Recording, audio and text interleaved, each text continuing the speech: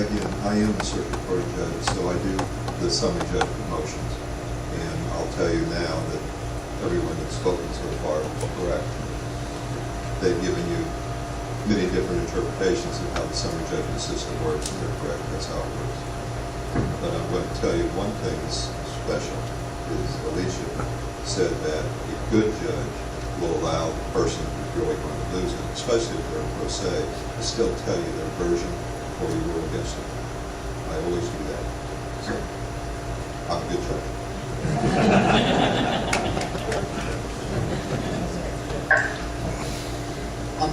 I assume the constitutional question comes in with respect to the right to jury trial. I mean, there are cases, categories of cases in the state of Florida and other states where we've abrogated the right to trial by jury anyway. I mean, Cologne spoke about family law cases. We have trials by jury in those cases. So, ultimately, though, there isn't an issue of fact being decided, which is what everyone has said. And as long as there's no fact being decided, there's really no right for a litigant to dispute is being violated. Because what are they going to say? Oh, the facts could have been different if we had gone a little further. The truth is that in this case, in the case of summary judgment, facts are not a dispute. It's just a legal question. We rely on judges to make legal answers, give legal answers to legal questions. So, I think it works.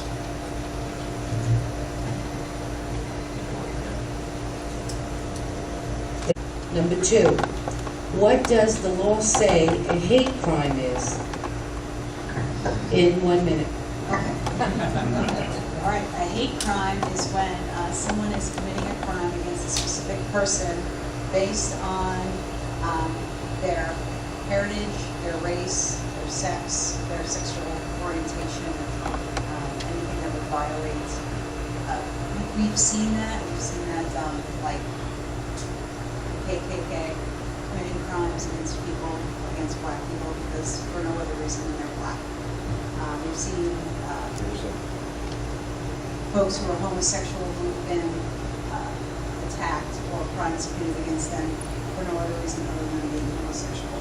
So we do have hate crimes. We don't see it happen very often here in Florida, and working with the state attorney's office. I don't know that I've ever charged anyone with hate crime. I know I've charged anybody with hate crime. And it doesn't happen very often. But other than a definition, I don't know what else I can answer for you. Do you want anything else other than just what we know it to be, or? No, Okay, that's fine. all right. Ken Lark would get the next, please. Thank you. Would you like me to comment about hate crimes? If you like anything within that 1 minute. The only thing I'd like to add about hate crimes is that they came about partly because of the fact that there was identifiable factors as to why people were being attacked or whatever. And so with that comes with it a more, I guess I'd say, more serious nature as to what reason it's happening. They get penalized greater with their sentencing requirements. That's really part of the basis for it, because otherwise it may fall under a smaller level of battery or assault or something like that. So this is an opportunity for society to penalize people more for that type of behavior. Thank you. Hello, Alicia Bolt. I think that Susan summed it up with the definition of a hate crime, and I do believe that we are moving further away from hate crimes. I believe that they're no longer socially acceptable, and I think that when there is a hate crime, because there still do happen, that the news gets involved, the courts get involved, groups get involved, because it's become so unacceptable at this point. But Susan's absolutely right with her definition. I can't elaborate any more on it. Alicia Bolt. Good evening again, Al Rosenthal. Yeah, it's hard on a question like that because the definition's already been given. I'm not going to repeat what my esteemed colleagues have said. I will agree with them. But I will tell you there's no room in the society for hate crimes anymore. I can tell you that. People shouldn't be picked on because of their race or religion. their sexual orientation or anything of that. We're all Americans and we should be treated as such. And everyone has the right to be treated with respect and kindness. So I agree, especially with my colleague, Mr. Lard, where he said we have raised the penalties for these crimes, and I think that's appropriate. So that's all I have to say about that. Al Rosenthal, Group 2, thank you. Brian Battaglia. Hate crimes are defined in the Florida statutes, and I think everybody to this point has defined pretty well what a hate crime is here in Florida. So I don't really have anything else to add to it, other than the definitions as outlined in the Florida statutes, and it's against the law in Florida. Well, we're all just doing a lot of agreeing with each other tonight, aren't we? I agree with the definitions, and I find it hopeful that Susan has not been charging people with hate crimes. Hopefully that means that they're down and on the decline, but Kim Sharp. With all deference to your request for us to move it along tonight. Yes. I agree. Good. Amanda Clone, Group 21. And Bruce Boyer, Group 35, and as the judge of the group, I will tell you, you all are correct. Thank you. My name is John Newland, and there's something interesting about the concept of a hate crime, and that is that the identity of the victim alters the nature of the crime. And what it does is it gives this presupposition that the offender has a certain state of mind, which is difficult, I think, sometimes. I think it's a challenge to go in and prove that existing state of mind. We have, two components of every crime. We've got, the mental state of the offender and then the actual act itself. And it's an interesting way it's an interesting idea to establish what someone's mental state is, again, strictly by identity of the victim. So I don't mean to downplay it. It's just an interesting concept, and one that has more than just its definition behind it.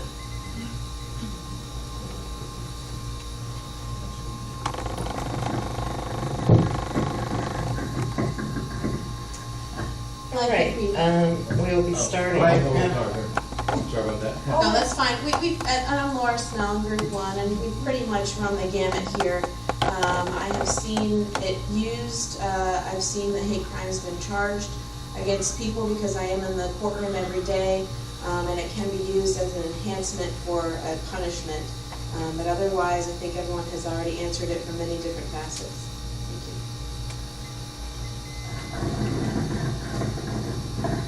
Okay, Ken. We would like to know, should one's prejudice, which is constitutionally protected expression under the First Amendment, be used to increase the penalty of a crime? And these are yes or no questions. Would you like me to repeat it?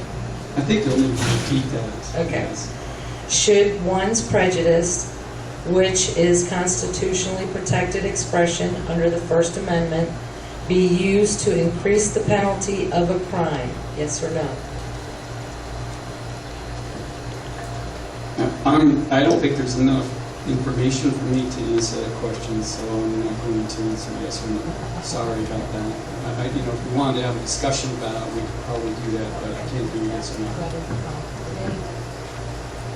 Anyone else want to try that, or would you like to save it for later? I think I would like to explain my answers. If it's yes or no, I would definitely like to explain, so I don't think I would like to. You can do yes and no with short explanation. Yes. Want to try a short one? Is it possible?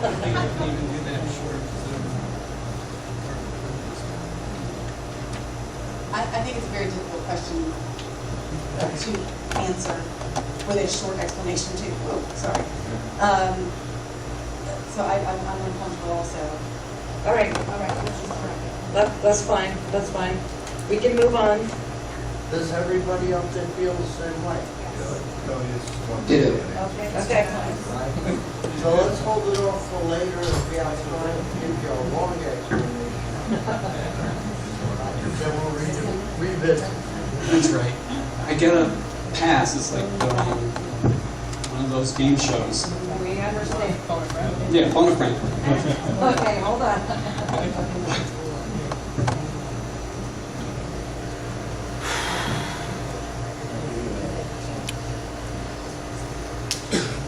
One, two, okay. You are staying with Ken Lark, candidate for Group 2. Question 4.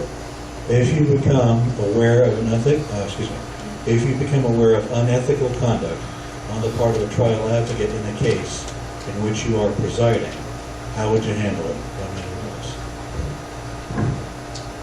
Well, first of all, you can't ignore it. The question is, in these circumstances, is when do you act upon it? Some of those you act upon them immediately, and so it's going to depend a little bit on what exactly is going on. So it's a little bit hard to give you more than a gradation, except that professionalism and ethics is something which we all feel that lawyers should be applying to a higher and higher standard than what we perceive or see as happening in the courtroom.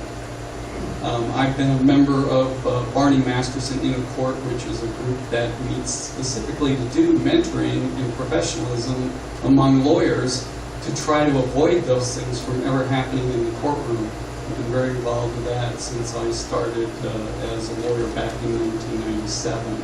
And just left recently as the president, and I still remain there and continue with that as a judge if I'm allowed to serve the public on the bench. Thank you, and Kim Lark. Hi, Alicia Polk again. And I think that those of us who have high litigation firms understand that it gets very heated in the courtroom in some of these very contested cases, especially family law. And I think there's a difference between unprofessional behavior and unethical behavior. But the unethical behavior is absolutely reportable, and you are supposed to report. You have an obligation to report, responsibility to report it. You can report it to the Florida Bar, or you can report it to the committee that is assigned for an attorney gets that. They try to contact that person, and they try to do something about it before it gets to the Florida Bar. But I do think it starts with unprofessional behavior, and there's been a recent opinion that aligns unprofessional behavior with unethical behavior, so I think that our Supreme Court is not going to allow that also any longer. But I do think if you see unprofessional behavior in your courtroom, it's something you need to address in private with that attorney to make them aware that you know that it's unprofessional, that you're not going to accept it in your courtroom, and make sure that they understand the rules of your court. That's where I would start. But I would report unethical behavior because I think we have a responsibility to do so. Thank you. Al Rosenthal again. We have an absolute duty to report unethical behavior. But you always have to look at the circumstances in which it occurs. Is it a brand new attorney? Was his unethical behavior is an oversight? Is it a habitual offender? Is it someone that continuously does things that are wrong and knows they're wrong and continues to do it? Or is it this inexperienced lawyer, the first time he comes in the courtroom, he does something? I think you have to teach people, especially the younger lawyers. When you come to a lawyer who's been practicing for a substantial period of time, they know the rules. But you have an absolute duty. It's not the old boy system, the old girl system, so to speak. If you have a colleague that's done something wrong, just like if you have children or an employee, you don't chastise them in front of the courtroom. You take them into your chambers. You explain to them what they've done. You start with it within your unit, is the way I would like to call it. And then if the behavior persists, you have an absolute duty to report it to the Florida Bar and the correct committees, and that's what I would do. Thank you. Al Rosenthal, Circuit Court Judge.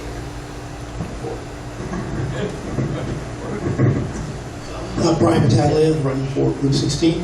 I think here in the Sixth Circuit, we've been pretty blessed with an excellent bar and lawyers interacting with each other in a professional manner.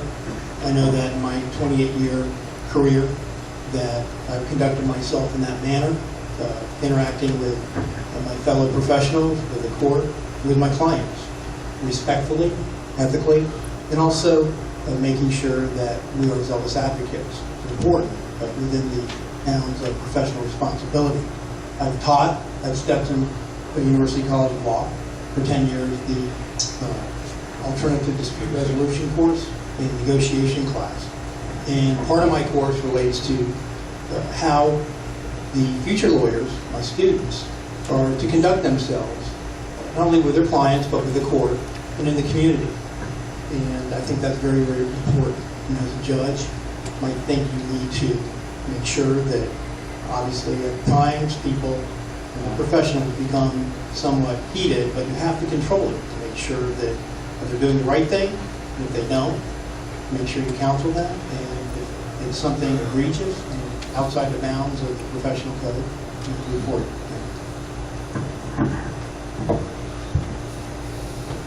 I think we can all agree unethical conduct is easy. That's reportable to the bar. The tougher one is unprofessional conduct and how to handle that. And I've seen some judges who can do it very well. You can yell and scream all day long, kind of like to a child, and it's probably not going to do much good. But there are some judges that the lawyers know. If I try to play discovery games, this judge has a 5 o'clock on Friday afternoon docket that we're going to resolve it on. And that deals with a lot of those unprofessionalism problems in those courtrooms with the judges who know how to handle those situations and the kinds of lawyers who do things like that. So the unethical conduct, like I said, we have the Florida bar to be able to report to. But for the unprofessional conduct, you really need a judge who can understand how to identify the behavior that's going on in the courtroom and deal with it in a way that will stop that going in the future. So, Kim Sharp, thank you.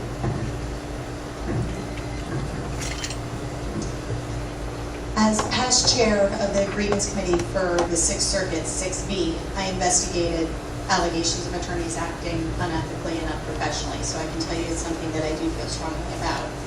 Litigation is very difficult on attorneys and parties. It doesn't need to be made any more difficult with unethical or unprofessional behavior.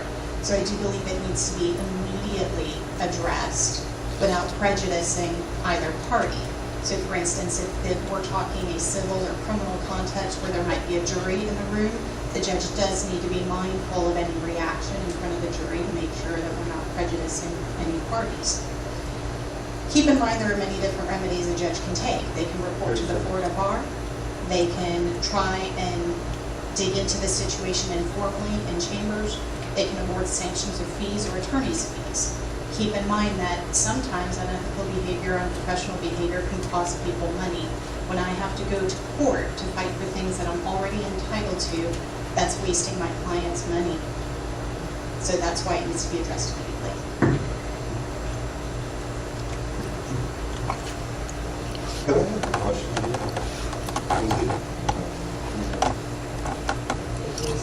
Number 4. If you became aware of unethical conduct on part of a trial advocate in a case in which you were presiding, how would you handle it?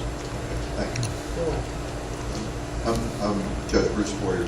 On unethical conduct, you have all different levels of unethical conduct. And it really does help to have experience as a judge to recognize what's happening. And you get the hang of it, you get the experience. The lawyers are very creative. And many times they're doing things that are new or things that are different because they're being creative and they're not trying to be unethical, but it crosses over. Also, you have people who are deliberately being unethical. And it's just, it really is helpful when you've seen it, you know what you're doing, and you're able to control it, and you take steps immediately to control it. You do it under the circumstances. You don't embarrass people in front of the jury, but you do make sure that you get your points covered. And it's easy to handle the lawyers that way as long as you know what's going on. And that's what we do. And of course, it is mandatory reporting if it's necessary. Thank you. Bruce Boyer. I'm John Newland. I think it's my understanding that there's a component of, I think it's Canon 3 of the Code of Judicial Conduct that that requires a judge to address ethical violations, either that he becomes aware of or she becomes aware of in either a colleague in the judiciary or an advocate. That canon gives you a variety of different options to utilize to attempt to remedy that conduct. I think Amanda Colon spoke a little bit about those different methods. There can be counseling with the offender, up to ultimately reporting to the Florida Bar if that's necessary. I think personally, if it's something that I could talk with a lawyer about, probably would go that route first.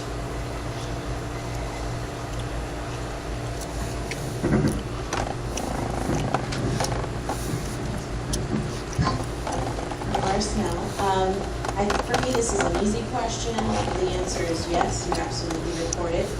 As lawyers, we're bound by the rules of professional conduct, and we have to report misconduct and things that rise to the level of being unethical between lawyers.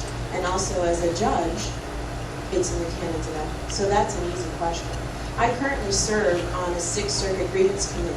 So once misconduct is reported, it goes to a committee like the one that I serve on, and as a committee with the Florida Bar, we evaluate what consequences need to be taken, whether that is something that somebody can go through a diversionary program, whether they need additional training or mentoring, or whether it really rises to the level of sanctions, which could be as extreme as losing your bar license. So it's an easy question. Absolutely, it should be reported.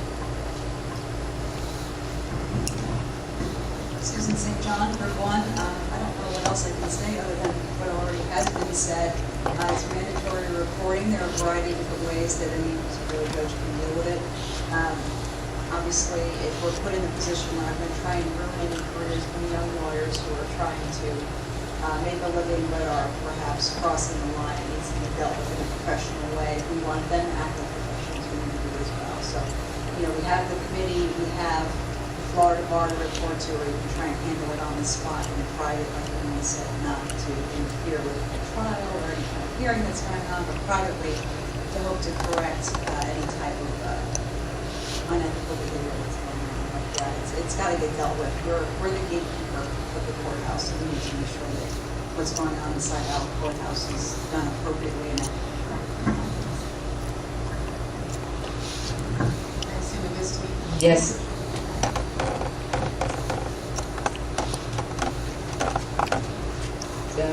The next question is a yes or no. It's question number 5.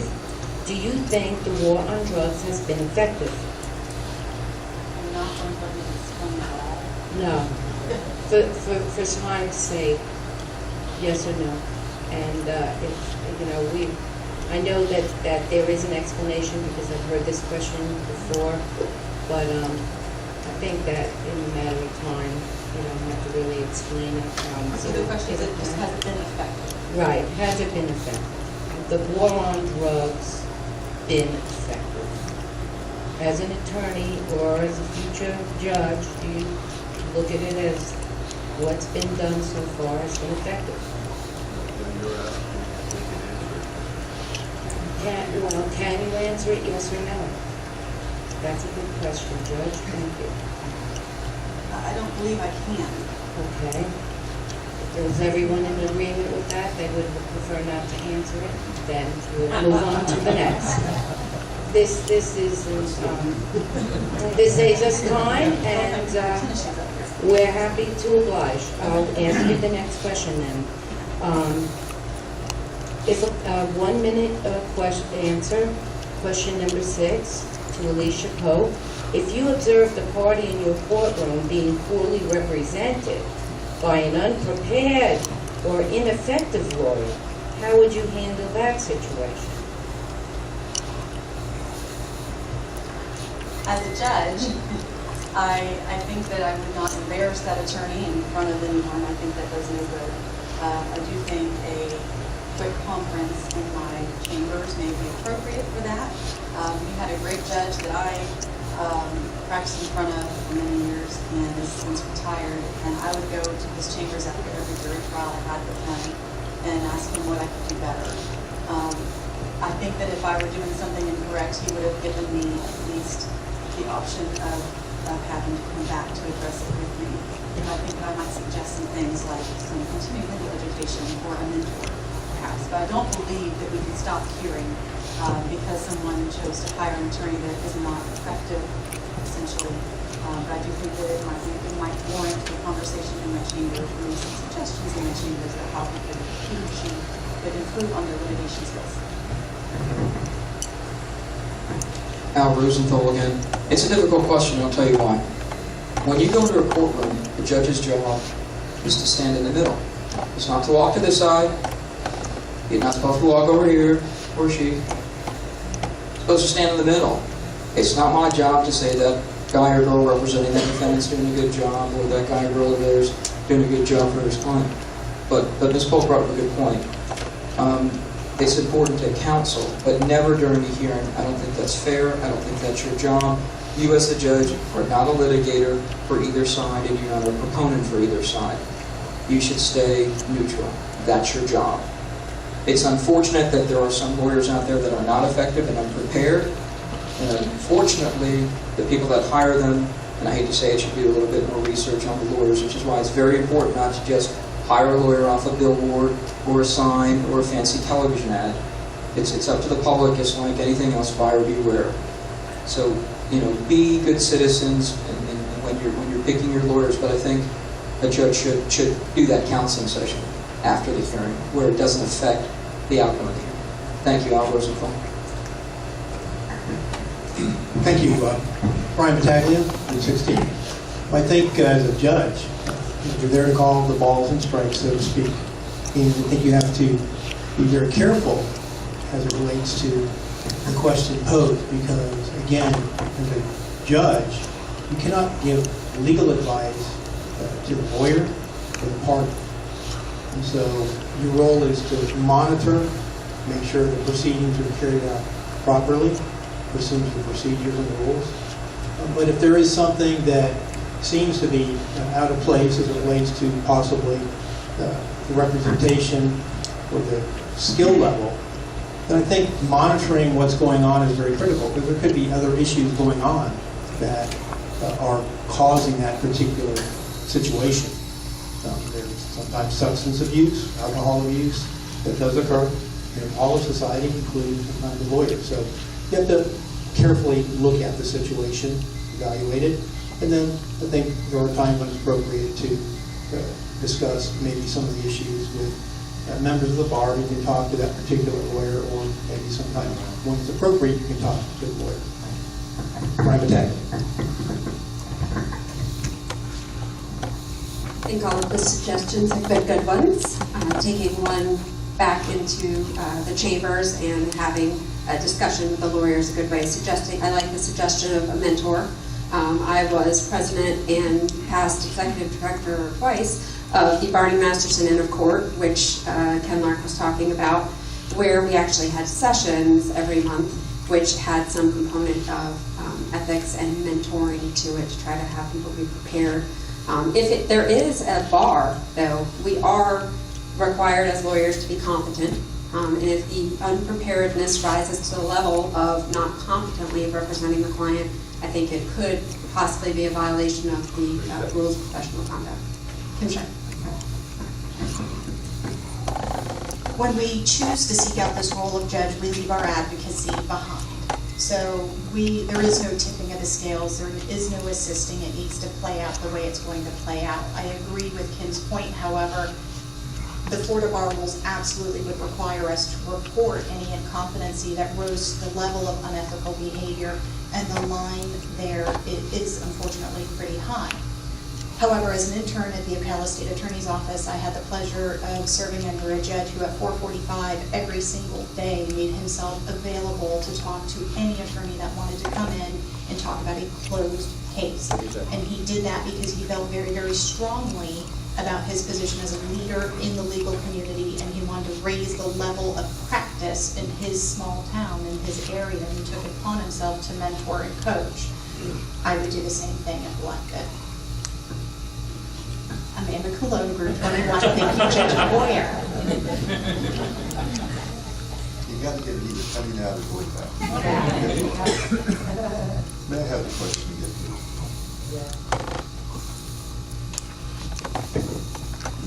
if you observed a party in your courtroom being poorly represented by an unprepared or ineffective lawyer, how do you handle the situation, Judge Boyer?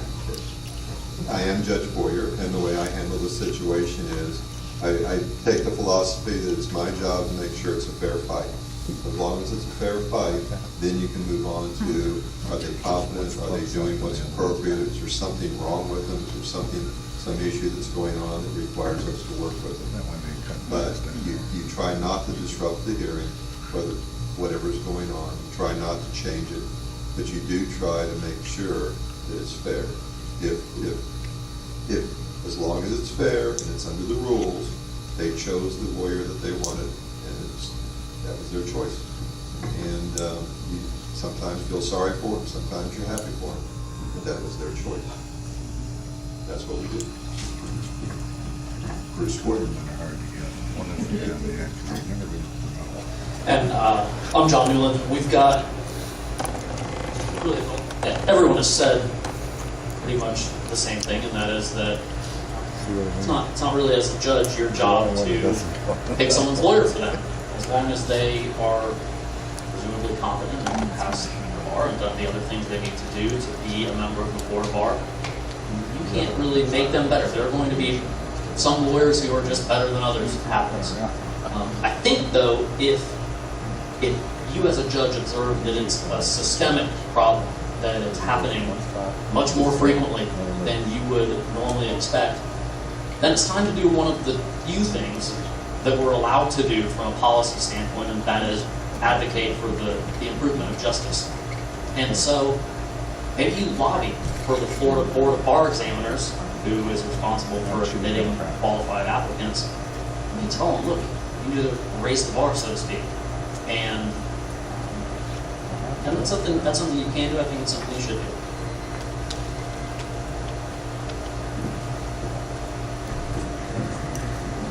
Thank you. Laura Snell. You know, this is a free market economy, so as a consumer, you can hire whoever you like to represent you. So if you're satisfied with your lawyer, then great. It doesn't matter if the judge thinks that the lawyer's doing a good job or not. It's what the client thinks. And the judge is not an advocate in the case. You're supposed to sit neutrally and listen to what the facts are. You don't know what the lawyer's strategy may be. The judge may think they're unprepared, but maybe that's the strategy that they decided going into the courtroom. I do agree with what my colleagues have said, that if the level of unpreparedness rises to something that may be unethical, then the judge needs to step in, counsel that attorney, or see if other measures need to be taken. Thank you. Susan St. John, Group 1. I agree with everybody in regards to the civil arena. And one thing that's very different when you're talking about crime is that we have a lot of people that don't pay for their own lawyers, and they have court-appointed lawyers. They'll either have the public defender's office, they'll have a regional conflict lawyer, or they'll have a regular lawyer that's been appointed for some other reason. And when the judge sees that this court-appointed lawyer isn't doing the things necessary, for example, they might only have experience in DUIs or traffic offenses, and therefore they are appointed to fairly sophisticated or complicated murder trial or something. The court has an obligation to make sure that the lawyer says that it's fair. And when someone can't afford a lawyer and we, the people, are paying for a lawyer, we should make sure that we're paying for somebody that's capable of doing the job, because they're entitled to have a fair hearing and a lawyer that can do the job for them. So that's the only real difference between crime and civil in that regard. Thank you. Hello, I'm Ken Lark, Group 2. I do have a couple of comments additional to that. And when you're trained to manage cases on the docket, I sometimes think it's appropriate at hearings for judges to take a matter under advisement, sometimes ask parties to submit briefs, memorandums of law, things like that can further supplement the argument that was being made in court. And so I think sometimes that can be used as a mechanism to clean up that particular problem with that particular instance in the courtroom. The other thing that we have as a civil procedural option is to, for the parties, they may do this not at the request of the judge, but they may motion for a rehearing And at that point, maybe submit case law that they didn't talk about, things like that, that could perhaps fix the problem that happened that day at the hearing. Doesn't have to be accepted for a rehearing or not by the judge, that's at the judge's discretion. I'm Ken Lark, Route 2. Thank you.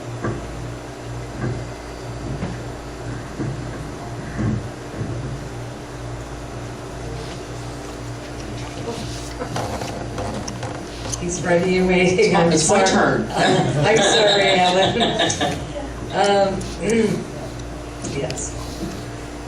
The two words, quote, "and government," unquote, have been added to the state of Florida's oath of office. What does the addition of those two words mean to you? That's a great question. And I don't have an answer. If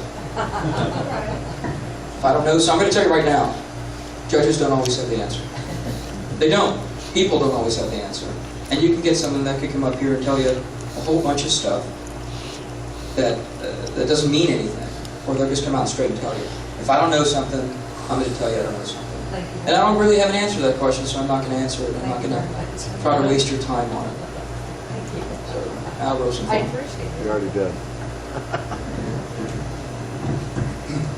Brian Battaglia, running for Circuit Court Judge, Group 16, Pasco. I think the reference you made is to the oath that must be taken once you assume office here in Florida, and take an oath to defend the Constitution of the state of Florida, the United States. And I think what you're referring to is an additional provision that was added, and I'm not sure the exact date it was added, but I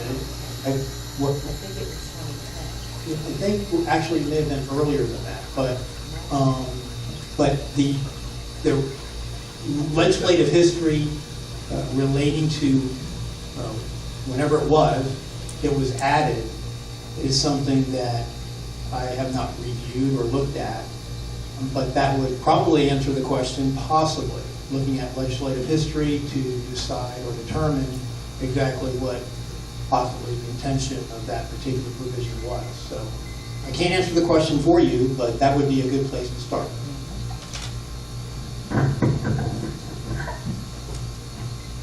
I agree. Sometimes when we are looking at that, we have to go to the legislative history, and that's exactly what I was going to say, but I was not familiar with that, so you made me familiar with it. Like Alan, I will admit, that was new to me, so thank you for the education.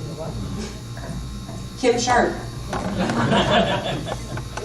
I'm Amanda Flynn, Group 21. I am. I'm positive. While I would, of course, in any other situation, look straight to strict statutory construction and interpreting, second place, if that's unclear, would be legislative intent. In this case, I'm not aware of the legislative intent of that, and so I can't speak to it. I apologize, I'm not sure I understood the question. How does it affect us? That's what No, what was the question? We are wondering exactly the same thing. The two words, quote, "and government," unquote, have been added to the state of Florida's oath of office. What does the addition of those two words mean to you? Okay, I'm Bruce Boyer, I'm a circuit court judge, and I'm not trying to be cute with you. What it means is that there is now more in the oath that we have to recite when we're swearing people in. That's what it means. Thank you.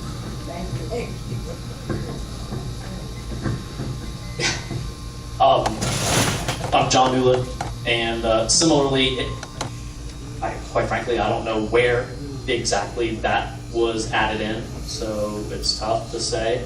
I can tell you though that if it's added in, if it follows the language, defend the Constitution and government, and that's part of the judicial oath of office. If that's not what it is, I don't know. If that's what it is, I don't think it flies, because sometimes, as a judge, you do wind up taking a position that's contrary to the government. It just happens because the law or the Constitution says so.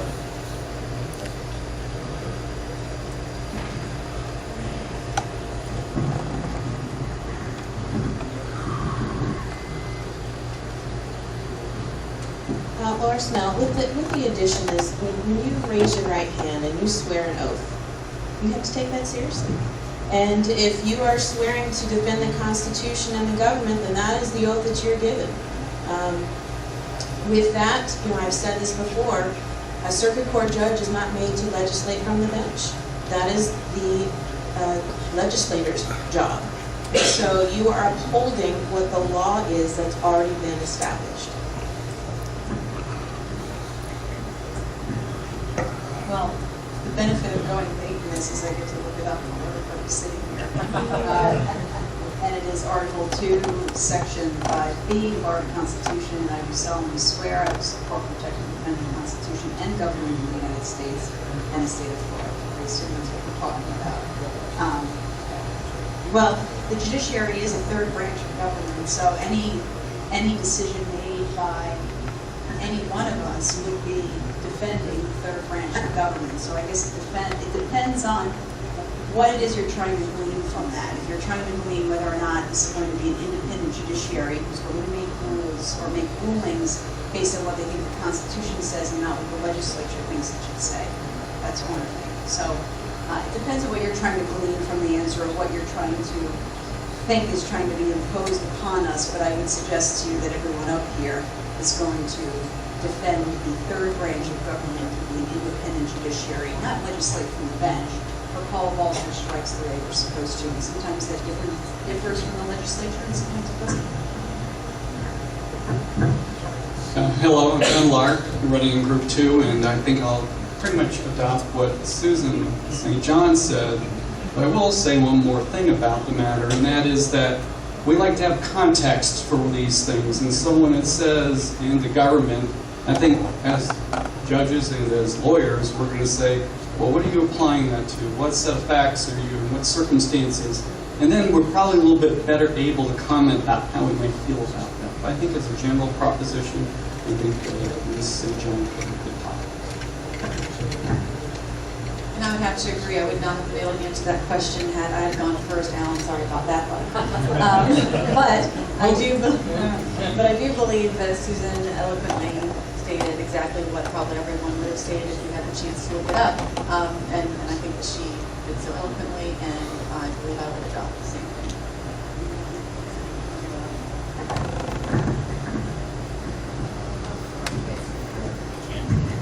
At this point, we're going to take a 10-minute break, give everybody a chance to stand, move around a little bit.